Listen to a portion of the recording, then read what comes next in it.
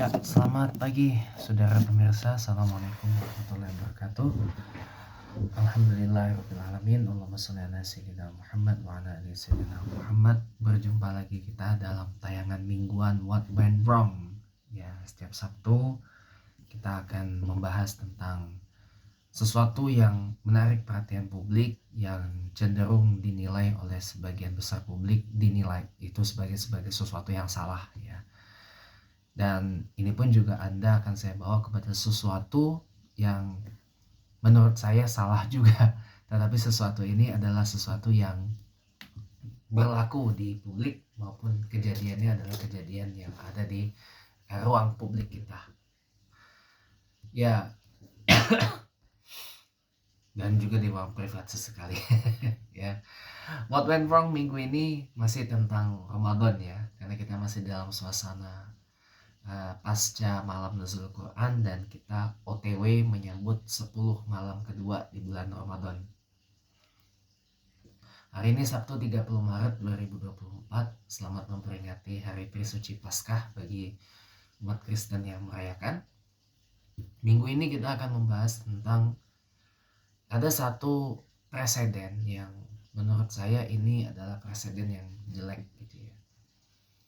Dan tadi sebenarnya udah pengen saya sampaikan di dalam konten singkat saya, tetapi keburu azan subuh, ya. Makanya saya bilang ini aja deh, ya. Di bulan Ramadan ini kan identik orang mengatakan sebagai syahrut tarbiyah, ya, bulan pendidikan. Bulan dimana kita dididik dan diberikan pendidikan langsung oleh Allah, ya kan. Nah, karena bulan Ramadan ini bulan pendidikan, rasa-rasanya saya pikir ya gak boleh lah kita bosan atau pantang gitu loh, kita bosan mendengar ceramah-ceramah, tausiah, dakwah-dakwah agama Islam selama bulan Ramadan ini, yang banyak banget bisa kita dapatkan. Baik itu kita dengarkan di masjid, di musala, di surau, di langgar, ataupun yang kita simak melalui layar televisi, yang kita dengar melalui radio, maupun yang kita bisa akses melalui internet, terutama di situs YouTube misalkan. Ada banyak yang bisa kita kaji dalam keislaman itu. Maka kita tidak boleh yang namanya bosan mendengar ceramah dan tausiah Ramadan. Dalam tayangan The World According to James Cline Smith Windsor kemarin, saya bilang acara Ramadan di televisi yang paling ideal, bil khusus pada saat menjelang berbuka puasa maupun pada saat sahur, itu adalah yang isinya adalah ceramah agama, ceramah Islam, tausiah agama Islam. Kenapa? Karena itu memberikan suplemen, nutrisi pada rohani kita, nutrisi pada akal kita, nutrisi untuk keilmuan kita ke depan. Karena nutrisi keilmuan kita ke depan, karena memang ini perlu banget untuk kita pelajari. Loh, bagaimana bisa kalau kita menjalankan Islam tapi tidak ada ilmunya? Kadang-kadang ada orang yang mengatakan, ya bukan banyak dengar ceramahnya itu, tapi implementasinya yang penting. Loh, bagaimana kita mau mengimplementasi ajaran agama Allah ini kalau kita nggak punya ilmunya? Kalau kita nggak ibaratkan kita nggak baca panduannya, kita nggak mempelajari panduannya.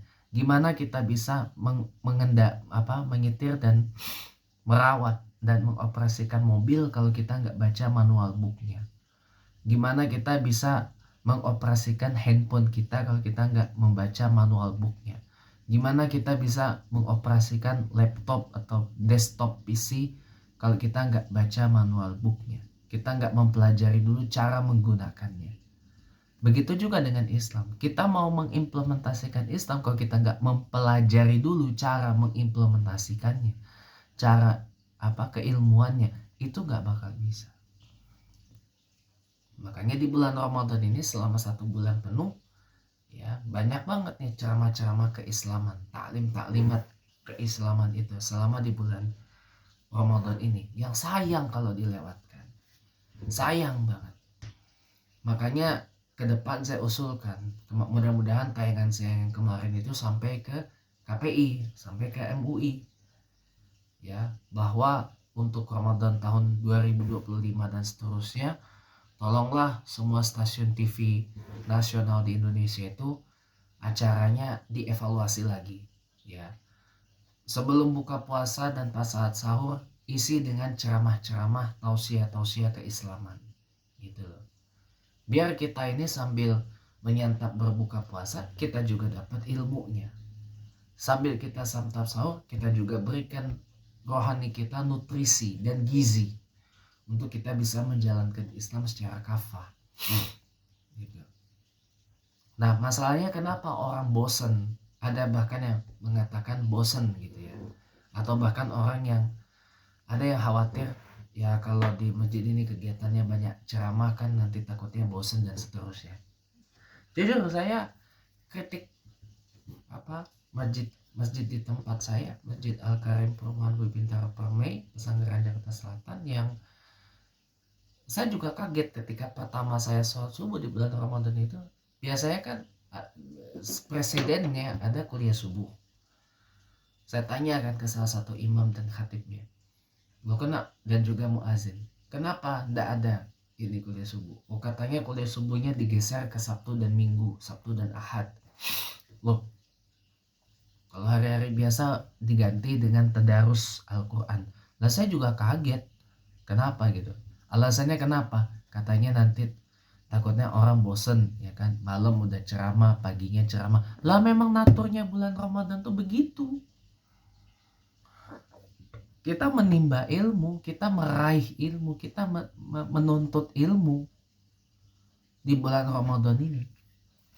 Dan saya selalu sampaikan di dalam dakwah saya, agama Islam ini adalah agama atau ajaran yang menuntut kita untuk rajin belajar. Adalah agama orang yang suka belajar, karena cita-cita dari agama Allah ini adalah menciptakan orang-orang yang terpelajar. Jadi kalau kita tidak senang belajar berarti kita bukan orang Islam. Kalau kita malas belajar berarti kita bukan orang Islam. Selesai persoalan. Jadi adanya ceramah-ceramah Ramadan, ceramah-ceramah agama Islam selama bulan Ramadan itu tujuan kita tuh untuk belajar.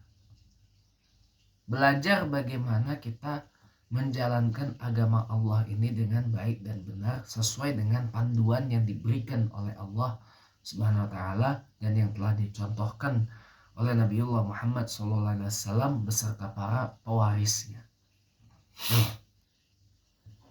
Itu yang paling penting. Makanya saya pikir kadang-kadang ya TV ini juga harus legowo gitu loh, mengorbankan beberapa programnya diisi dengan banyak ceramah, banyak tausiah keislaman gitu loh, terutama pas buka puasa dan sahur. Dan juga lebih banyak memperdengarkan ayat-ayat kalamullah, ayat-ayat Al-Quran gitu ya, terutama pada saat berbuka puasa dan juga pada saat sahur. Dan pada saat ini, apa salahnya saya menyiarkan siaran sholat tarawih dan witir, misalkan dari Masjid Istiqlal dari Jakarta dan juga dari Masjidil Haram di Makkah selama bulan Ramadan di semua stasiun televisi. Apa salahnya? Toh secara rating pun juga memuaskan. Kenapa? Banyak orang yang nonton, banyak orang yang rindu dengan Ka'bah Baitullah. Gitu.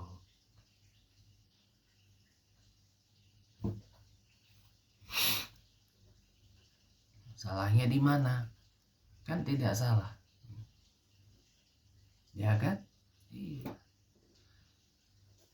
Hitung-hitung nambah pahala.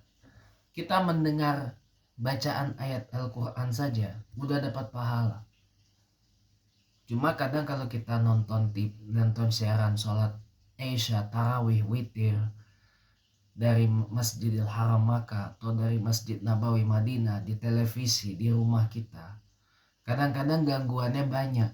Kita pengen menikmati bacaan ayat Al-Quran, kita pengen mendengarkan ayat Al-Quran, gangguan itu ada. Gak gangguan HP, gak gangguan pekerjaan rumah, nggak gangguan ini, nggak gangguan ini, jadi nggak nikmat gitu loh.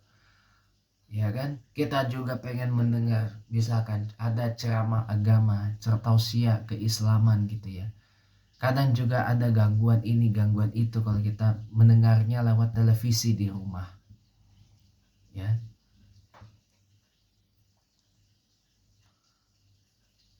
Dan pesan saya sekali lagi ya, jangan lihat figur dari penceramah atau pendakwahnya. Karena kalau hanya bermodalkan lihat figur, ujung-ujungnya pasti akan tiba pada satu kesimpulan, suka dan tidak suka, like and dislike. Itu saya pernah alami dulu. Saya dulu ketika zaman-zaman saya nggak terlalu suka dengan UAS ya, Profesor Dr. Abdul Somad ya, Batubara ya. Wah, itu dulu saya skip banget nonton dia, dengar dia. Tapi setelah saya tapakuran, sanatnya bagus, paten gitu.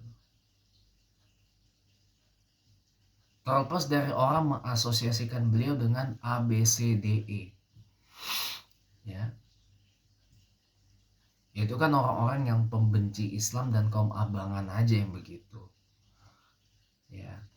Itu kan namanya blocking, memblokade ya. Jangan lihat dari figur, jangan lihat dari seberapa populer ulama itu.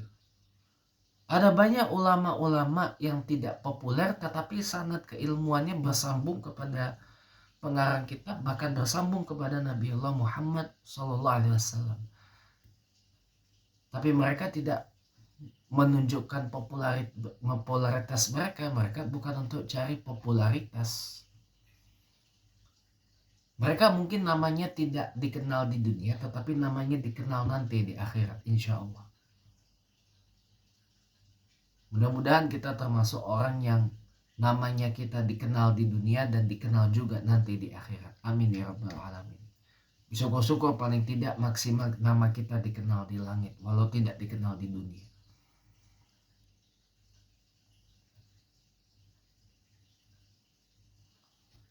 Begitu kawan-kawan. Jadi begitu, jangan blocking gitu.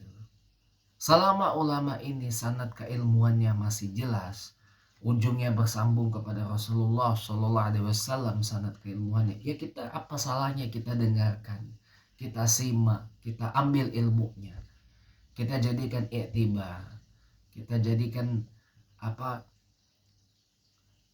pegangan dalam hidup. Salahnya di mana? Kita dengarkan, dan tidak boleh yang namanya bosan gitu, nggak boleh bosan. Kalau bosan tuh berarti bukan orang Islam ya, orang di luar Islam itu ya. Karena kalau orang di luar Islam itu orangnya malas belajar, bukan orang-orang yang membelajar, dan juga bukan orang-orang terpelajar.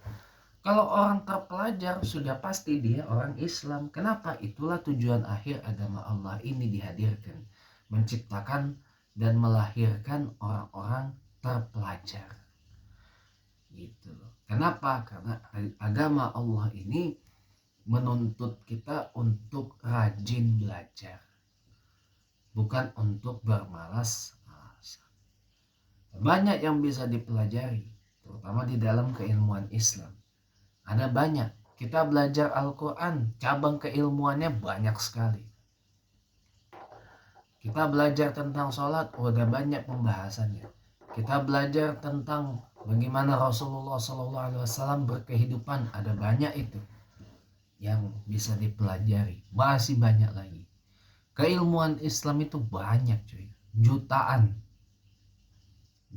kalau dikompilasi yang bisa kita pelajari ya.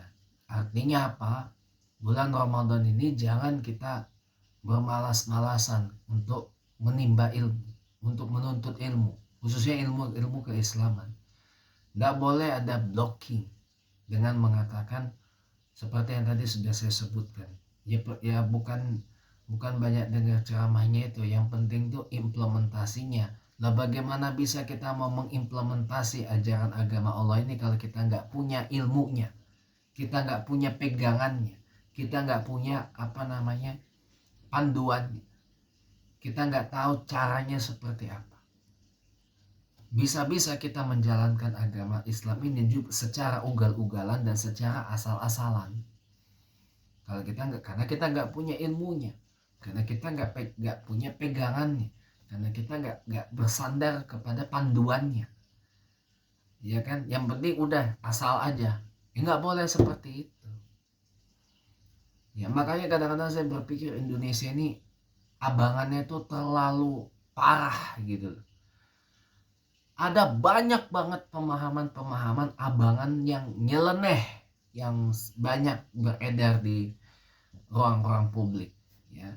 Pemahaman ya abangan yang menyangkut keislaman ini banyak banget beredar di ruang-ruang publik. Di dekat saya pun ada juga. Tetapi itu akan menjadi sebuah tantangan dan jalan dakwah saya untuk memutihkan yang abangan itu. Makanya kalau dulu seandainya pemikiran Muhammad Natsir, pemikirannya Kartosuwiryo, pemikirannya siapa yang namanya? Ada satu lagi tokoh Islam itu. Ki Bagus Hadikusumo apa kalau nggak salah ya. Ya pokoknya tokoh-tokoh Islam itu yang mendasarkan Indonesia kepada akidah Islam Ahlus Sunnah wal Jamaah ini, yang berdasarkan kepada Islam Ahlus Sunnah wal Jamaah, berdasarkan pada takwa dan tauhid kepada Allah, ya nggak mungkin akan ada abangan-abangan. Jangan juga membayangkan kalau Indonesia nih nanti diubah lagi jadi negara Islam kayak Saudi, kayak Arab Saudi gitu ya. Beda kasus. Arab Saudi itu karena ada dalam cengkeraman Wahabi, dan Raja Abdul Aziz Ibnu Saud itu juga pernah mengatakan negara saya ini harus tetap menjadi negara yang tertutup dan tidak semua orang bisa mengaksesnya. Tapi kan sekarang ini kan zaman sudah berbeda, Arab Saudi sudah mulai terbuka, walaupun masih tetap berpegang kepada syariah Islam, walaupun masih berupa negara Islam gitu loh. Jangan juga termakan propaganda, Pak, bentuk negara Islam itu tidak wajib, Pak, dalam dalil-dalilnya itu tidak ada. Itu namanya bodoh. Itulah yang membuat paham abangan, Islam abangan di Indonesia ini menjamur, salah satunya ya karena itu. Adanya pembenaran bahwa membentuk negara Islam di Indonesia ini bukanlah satu perkara yang wajib. Nah ini nanti kita akan bahas di lain waktu ya. Karena memang orang lupa. Ini singkat aja, saya bahas singkat aja. Nanti detailnya kita bahas lain waktu. Singkat aja. Orang lupa pembukaan Undang-Undang Dasar 45 itu, kalau bahasa aslinya adalah atas rahmat dan berkat Allah yang Maha Kuasa. Allah itu kan Tuhannya orang Islam, Tuhannya orang Muslim, orang yang bertunduk dan berserah kepadanya. Sebelum diedit menjadi atas rahmat dan berkat Tuhan yang Maha Kuasa. Nah, Tuhannya siapa? Namanya siapa? Nggak disebut. Kalau dalam teks aslinya Allah. Jadi makanya saya bilang, ya ini perlu sesekali kita untuk mengkaji. Nanti kita bahas lain waktu. Simpulannya adalah, mari di bulan Ramadan ini saya mengajak kita loh, jangan bosan-bosan. Tidak boleh kita bosan dengar ceramah agama di bulan Ramadan. Banyak banget yang bisa kita timba ilmu selama bulan Ramadan ini. Ada majelis ilmu di bulan Ramadan, duduk dengarkan, ambil ilmunya. Kalau perlu dicatat, dan kalau perlu didalami. Agar kita menjadi orang yang terpelajar dan agar kita bisa menjalankan Islam ini secara sungguh-sungguh, secara penuh, secara serius, secara maksimal, atau secara kafah. Udkhulu fis-silmi kafah. Semoga kita menjadi orang yang berpendidikan di dalam bulan pendidikan ini. Dan setelah bulan pendidikan ini berlalu, kita menjadi orang-orang yang berpendidikan dan terdidik. Itu saja dulu. Kita jumpa minggu depan. Assalamualaikum warahmatullahi wabarakatuh.